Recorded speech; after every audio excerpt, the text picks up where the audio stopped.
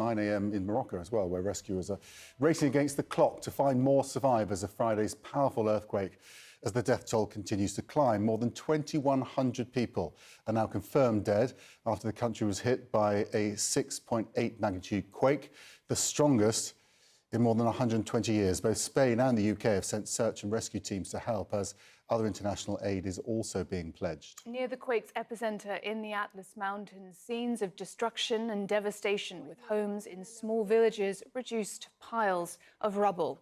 Many people have spent another night outside.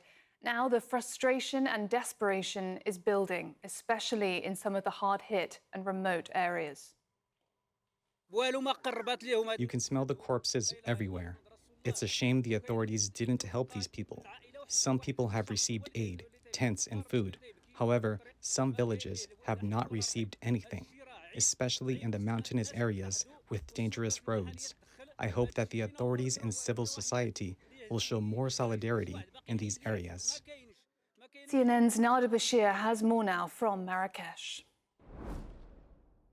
Well, the death toll is still continuing to climb, and it is unclear at this stage how many people are still buried beneath the rubble. But this search and rescue operation is very much ongoing, and it could be for several days. And it has been a struggle over the weekend for search and rescue teams to make it to some of the areas hardest hit by Friday's earthquake. Many of these villages are located in remote areas of the Atlas Mountains, which are typically hard to get to, but also the roads have also sustained damage, and that has posed an obstacle to rescue teams. But what we are beginning to see now is international search and rescue teams joining the effort, coming to Morocco to support on that front. But there will also be a focus on the humanitarian relief front as well. Of course, many of those across the Atlas Mountains, across the areas impacted around the epicenter, have lost their homes, have lost absolutely everything, and so they will be needing that support for some time to come.